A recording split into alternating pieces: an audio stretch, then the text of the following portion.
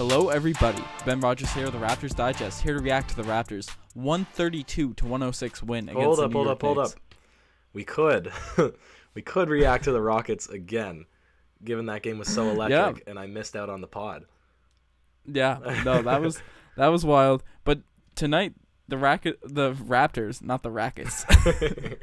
Yeah, close but no cigar. The Raptors, they had a really nice game against the New York Knicks tonight. Yeah, I mean, all around team win. It was all around team win.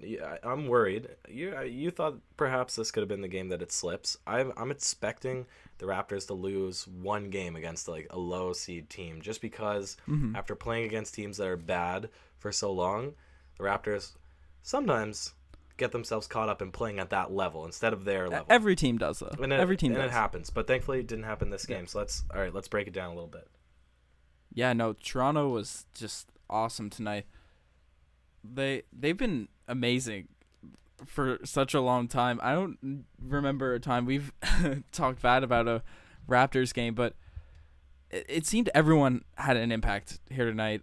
It started off kind of neck and neck with the Knicks. The Knicks threw a few punches early, but once the bench mob came in that end of first quarter, beginning of second quarter, it really blew the game open. And then when they came in again in the second half, it was over.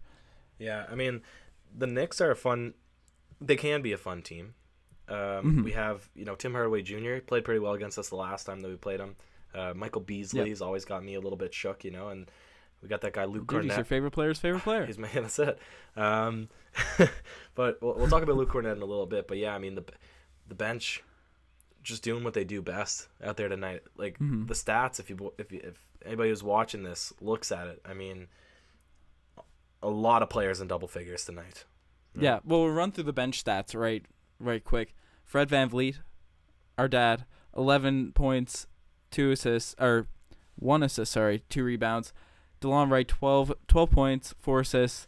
CJ Miles, 13 points, 3 threes. Big Yak, 10 points, plus 23 for the game, 8 rebounds. And 3 assists from Yak, out assisting Frederick. Wow. But and Pascal, 9 points, but 6 assists, 7 rebounds. Looking like Draymond Green, light out there. Malcolm Miller, 8 points. Malcolm Miller for sure. was out there playing like a champ. Malcolm Miller's out there looking like Kevin Durant. Brazilian Kevin Durant? Not Bruno. I guess Malcolm Miller's not Brazilian, but he's just inheriting the nickname because he's looking like KD out there. What are your thoughts on Malcolm Miller? Wait. Can you justify what you just said? Did you just say Malcolm Miller's like the Brazilian Kevin Durant? He's the new Brazilian Kevin Durant. Even though he's not Brazilian. He's taking Bruno's spot as the Brazilian Kevin Durant. Has anybody else said that, or is that just you? I feel like I have not seen it. I have not seen it. All right. Okay, that was just off the cuff. I didn't really know what I was saying, but I hope that becomes a thing. All right, everybody that's listening to this podcast, that's from now on. Malcolm Miller is the new Brazilian Kevin Durant. Malcolm Miller is Brazilian Kevin Durant. Yeah, he was playing good, and then even Nigel Hayes, a good Wisconsin boy, was out there tonight producing. I think people were kind of roasting him in the Reddit and. I don't know, and just Raptors fans in general. I don't know how knowledgeable people are about Nigel Hayes, but he went to that. He was on the team with that big Wisconsin run. He also led the team last year. He was their best player, and he came out tonight 2 for 2 from 3, splashed it. So maybe we'll see him in the rotation, not necessarily this year, but next year. Hey yo, 6 points in 5 minutes. That's good. That's what we call some crazy per minute production right there. Yeah. And I also want to flip back. You called our boy Fred, Mr. Frederick. I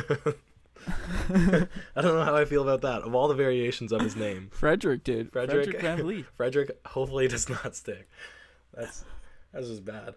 All right, but yeah, man. What do you think? What do you think it was? Like, obviously, the next bench, not necessarily. Well, the upper they're echelon. starters. Not necessarily the starters upper echelon. are a bench unit. Yeah, I mean, no offense. That's true. But especially with Kristaps out. Let's talk about But Cornett, maybe a good segue. We'll talk about him right now. Cornett, 7-1, shooting threes, playing out there like you said. Yo, he's looking like Kristaps. Yeah. And his father apparently played for the Bucks, so he's got a bit of a history of family in the league. He went undrafted, but he got on the Knicks summer league team. You know what? It always shocks me. It shocks me when skilled bigs don't make the team. It's apparently there's a very low percentage of 7-footers that actually have any chance in being successful in the NBA. You know, you think once you're that big and you have any relative skill. Oh yeah, like if you're 7 foot and you can shoot, that's something that I think, I don't know if it's a myth or not, but I saw something maybe going through Twitter or whatever, but like a ridiculous percentage, maybe 7 or 17% of Americans that are above 7 foot make the NBA. Yeah. I don't know. That's just coming off my head. That's probably not right, but something ridiculous like that. So I agree. If there's a skilled big man, you can do a lot with that. Someone over 7 foot. Yeah, but you know what? Not always the case, but he does play well. So I mean, that's cool to see. Yep. Sometimes you get guys like Andrea Bargnani, the legend. Well, that's Raptors legend. But you know what? If you put him in the league now, he would be more adapted to today's style of game. Not to necessarily say he would be good or any better, but he was a little bit ahead of his time. And perhaps people would debate that. But I think he was a bit ahead of his time. That's true. Like, his defense is still abysmal. That was the main thing with Andrea. The main reason he didn't really work out. But I agree. He would have probably thrived a bit more because he was a really good scorer. For all the memes and the, bad defense and the weird dunk attempts, he was pretty good at putting the ball in the hole and almost made an all-star team once. Averaged 21 points per game one season. I think he could have been a lot better in this day and age, but the defense was the issue, and all the primo pasta and sauce. I miss those commercials. I really do. But yeah, really good. We're game getting tonight. into weird. Weird Andrea Bargnani. So we'll bring it back. When we blow out the Knicks by 26 points, we can make Andrea Bargnani. We can make him relevant. But he did play on the Knicks, and that's, that's the tie there. But we bring it back. Yeah, man, our bench unit today against the Rockets, obviously.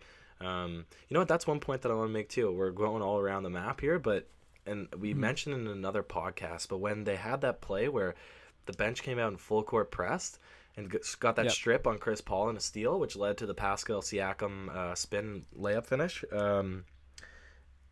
we said it the other day, do teams prepare for a full court press? Because realistically, once you get to the NBA, you're paid such a high contract, you don't put that much effort into defense, especially not the full court press. Well, no teams run it, right? That's what makes our bench so special, because they're willing to go out there and get up in the full court. I mean, that's just basic. And they have the personnel to do it. Yeah. Right? Fred and DeLon are obviously two phenomenal defenders. Siakam is just he's the most energetic player in the world. Somebody made a comment on our hold your point. Somebody made a comment on our YouTube channel. I forget. I don't have it pulled up, so I apologize. I can't name drop you, but he was like, Pascal Siakam's like an elk, but he kind of is. He's so quick. He's so nimble. Yeah. Yeah. And anyways, okay. And you're gonna make a point about Pirtle, I imagine. Yeah. Well, he's we rave about Pirtle's mobility and all that in every pod. Yeah. But the bench is phenomenal. It doesn't matter who we bring off the bench. We got Malcolm Miller stepping up now. Nigel Hayes coming in. Masai Ujiri is the greatest talent scout ever in the history of basketball. Maybe an exaggeration, probably not. Whoever he brings in kills it off our bench. But yeah, and we talk about the bench so much. The starters were really good tonight too. That's true. Yeah, it was just a balanced game. I mean, we can't really single anybody out because there was a lot of assists. The team shot 45% from three. Almost everybody was in double digits. So a really good game. Let's swing it over to the segments. You start us off with... Actually, I'll start us off. Play the game.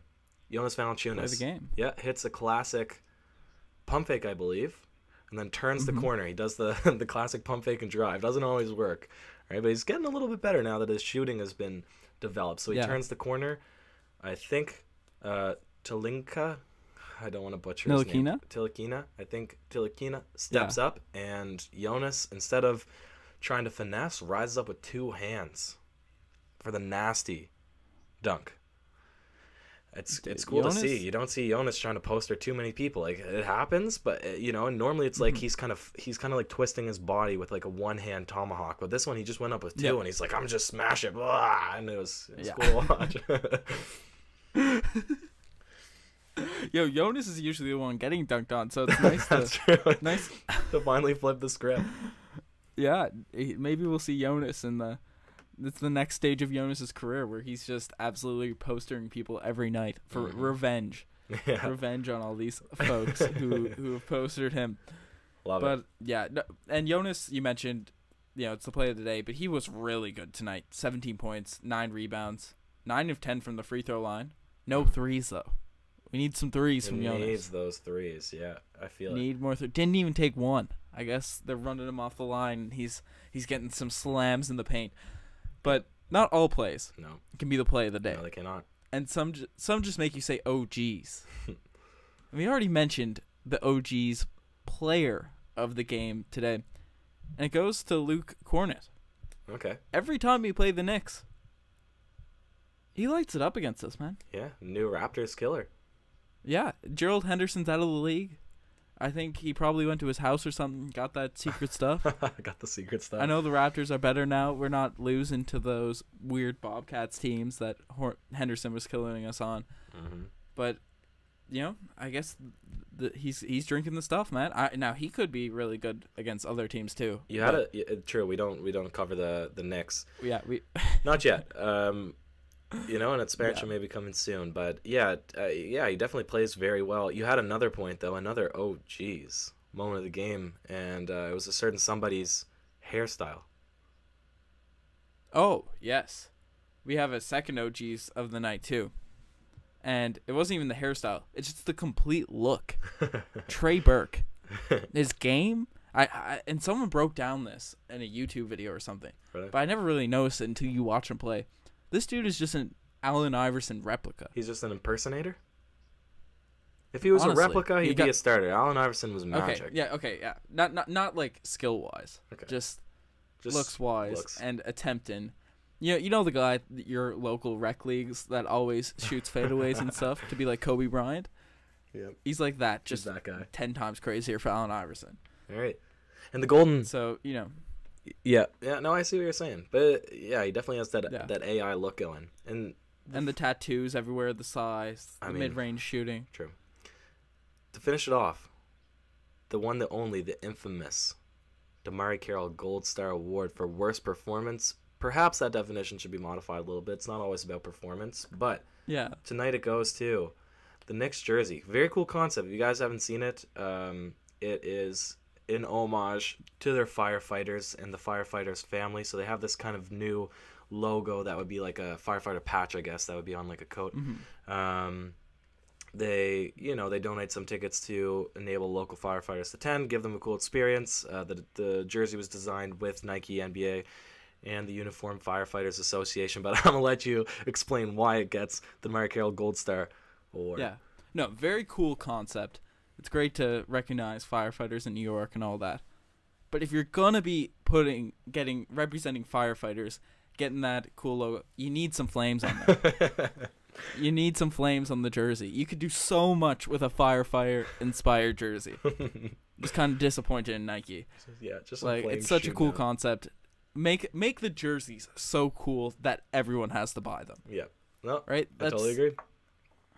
I'd cop a New York Knicks fiery jersey, Frank Ntilikina jersey, Michael Beasley, Luke Cornett. You'd cop a Cornett firefighter jersey. Dude, all day. That's what I'd be repping. Love it. With my OG jersey. Oh man. All right, we're going long now. Clue us up. Thanks. On my side, thanks for listening. On your side, what do you guys say? Yeah, no, kind of a wild podcast here. Mm-hmm. Raptors crushed the Knicks. Love it. Thanks for listening. Make it this far. Like if you like. Subscribe to the channel. We're getting that Instagram on the go. We've started posting to that, so check that out. The link's in the description for that now. Be really cool for you guys to hit that up. Always. Also, big point here. We've been getting some suggestions for video ideas, also on ways that we can improve the format of the video. Keep those coming. Love to see it. And I respond, normally not right away because I've got other stuff going on, but like I do respond. So keep checking the comments. One issue that people want more highlights. Unfortunately, copyright's a big thing, so we're looking at new ways to innovate and get that media to you, but there are changes coming real soon. So thanks for the support, but keep the ideas coming, keep the questions coming. Yeah, without a doubt. Just keep letting us know. And as always, thanks for listening. Word.